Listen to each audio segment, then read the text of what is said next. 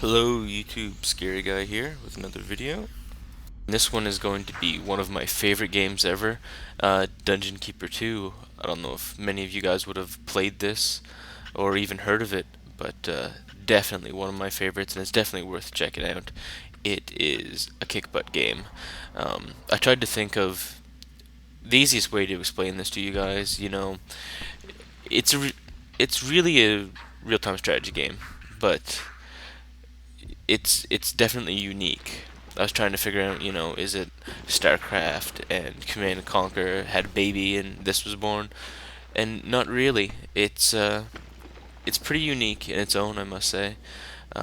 So basically, you start out your underground. You have the heart of your dungeon, and you dig out to find different things.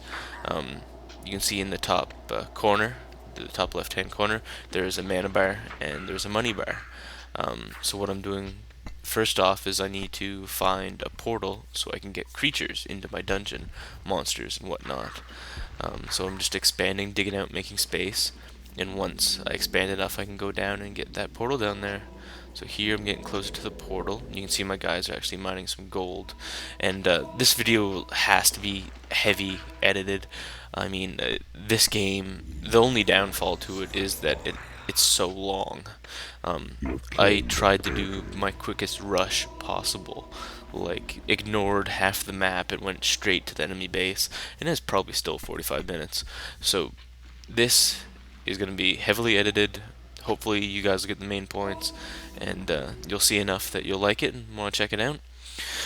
So what you have to do in this game is, of course, like I said, you grab one of those portals and creatures come A out, new but species of depending creature has on what entered rooms your you have dungeon. and what buildings you have, different creatures You will need come a out. treasure board to So store I build the those. lair, which is where the creatures put, you know, their houses, and then I built a hatchery and a treasure bay because I need a place somewhere to store my gold.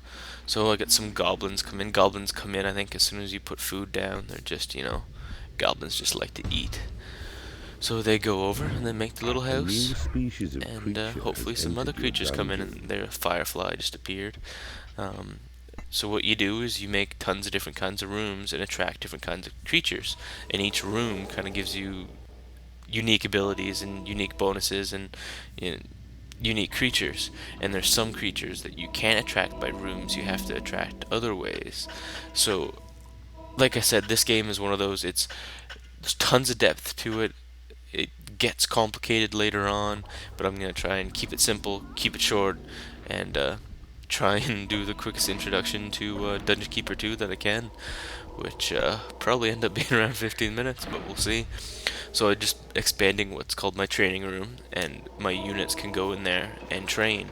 I think that's limited to like level 3 or 4. They can go in there and they can train, hit those little blocks and gain levels. You probably noticed me slapping my imps around. It actually makes them go faster, which is pretty cool. But if you slap them too much, they die.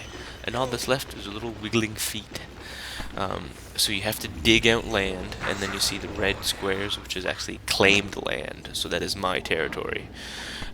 So you branch out, you build different rooms, you build bigger rooms, you get more gold, and you train creatures, and you have to pay them. So that's where the money comes in. You find gold, you put it in your treasure bay, and then at the end of the day, there's the little around that cash symbol.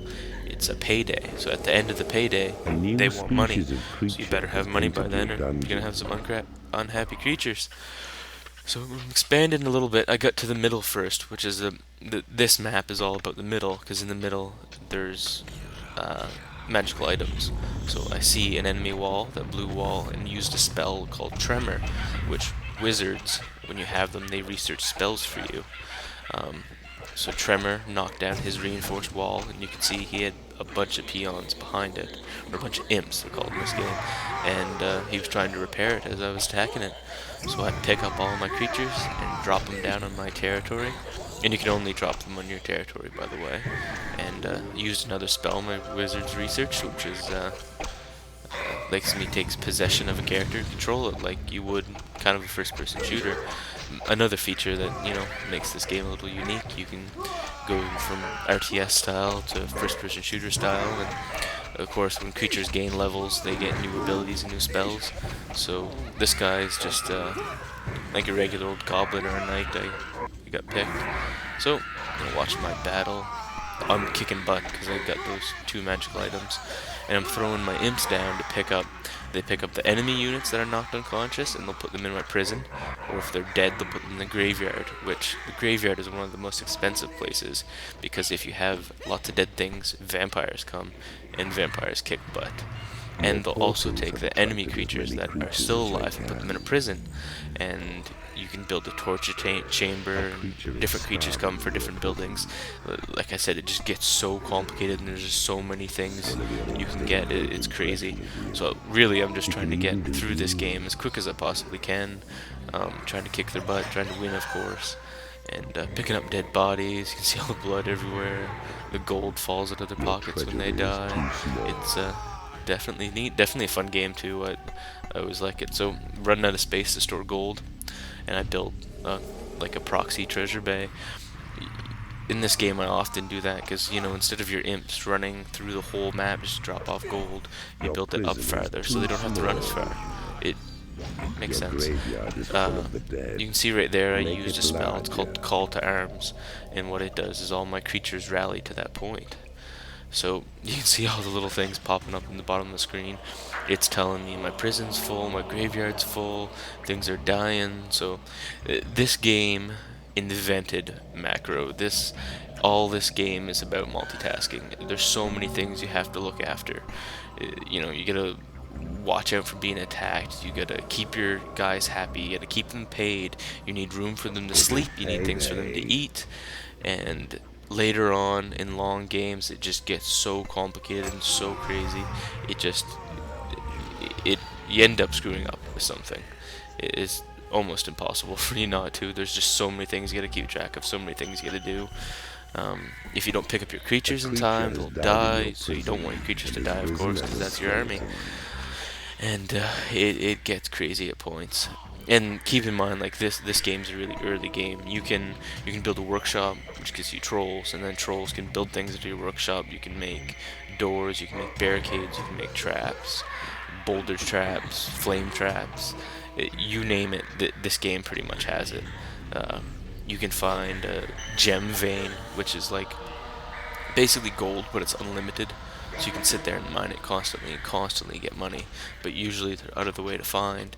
And 2, if you explore maps, like you can see, we're kind of using about half the map. If I went out and explored, you can find neutral NPCs that sometimes you can get on your side, or if they're good heroes, which in this game you're evil. You're pure evil, and what you're doing is trying to kill all the heroes. So you find some NPCs that are heroes, and you check them in your prison or you torture them. Sometimes they can be converted in the torture chamber, or sometimes you just kill them for experience.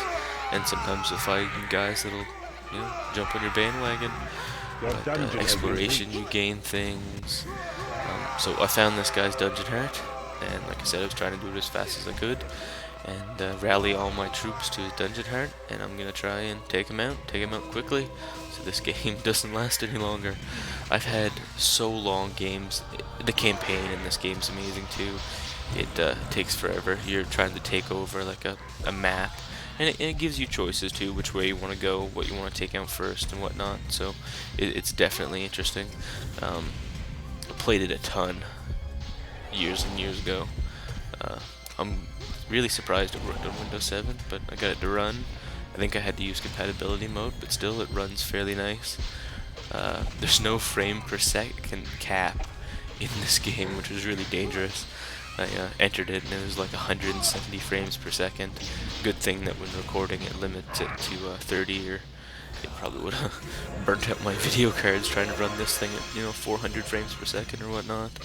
So I'm attacking his dungeon heart, and once it's gone, it's game over. So that's one of my favorite units to use, is the support unit, which is a wizard.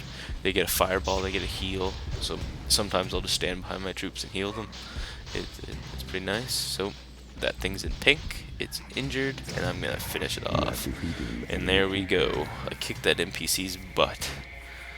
Well, hope you guys enjoyed this video. Let me know. Don't forget to subscribe. See yous.